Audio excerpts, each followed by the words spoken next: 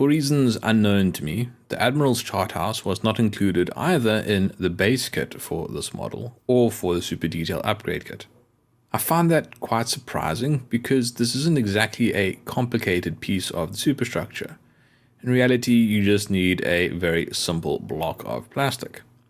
So, although it is strange that it wasn't provided, it is something that is relatively easy to scratch build. Since in the previous video I installed frames that allow better visibility into this area of the ship, it now has become necessary for me to construct this chart house. If it wasn't there, you would be able to see straight through the section of the ship, and it would be obvious that the chart house is in fact missing. So I will now be constructing it out of styrene stock. The first small problem that I encountered is that I don't have styrene stock that is the correct width for the base of this chart house. So I need to start by gluing two thin sections together to create a large section that I can then trim down to the correct width. I glue the parts together using extra thin plastic cement. These pieces of styrene stock are 4mm wide and 1mm thick. Once the glue has dried, I then trim down the section until it is an appropriate width. I'm doing this by eye and just making a small cut and then checking it on the model. As it turns out, the height that I need for the Admiral's chart house is 9mm. That is a bit frustrating because it means that I need to install the bulkheads on top of the base instead of at the side of the base. That would make things just a little bit easier with squaring everything up, and would also mean I'd have one less joint that would be visible that I'd need to deal with. But it's not so bad really, so I shouldn't complain. This is a very simple structure. The reason why I'm using thick stock to construct the chart house is so that there are larger surfaces to bond, just to give it a little bit more strength, and also because the corners need to be rounded. So I do need there to be a bit of bulk in the plastic on the corners so that I can curve it out without going all the way through and completely compromising the structure. For the forward and aft sections of the chart house, I found that 3.2mm stock would fit perfectly in the gap. I suppose that means that the base then is 5.2mm wide. I glued these sides together using extra thin plastic cement, and I didn't bother to cut them to length before installation. I figured it would be easier to just install them long and then wait for the glue to dry before clipping them and sanding them to length. A quick test fit shows that its dimensions are correct.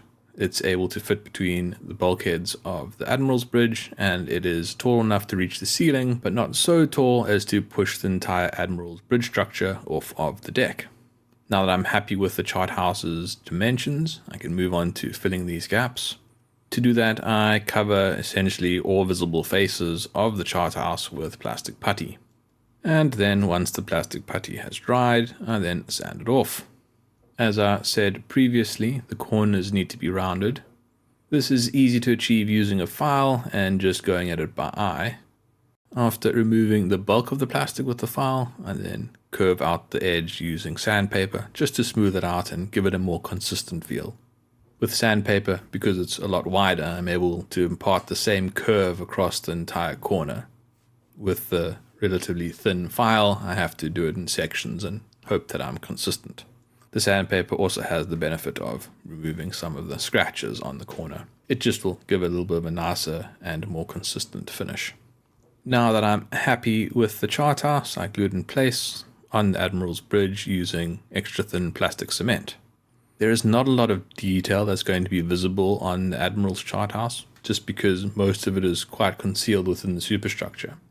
There are a few portholes, but I'm not going to bother with those because you won't see them. But there is one hatch that needs to be dealt with because it sits quite far back on the chart house. And I think you'll be able to see it if you're looking at a certain angle from the port side of the ship. So I'll install one of these photo etch hatches in that position.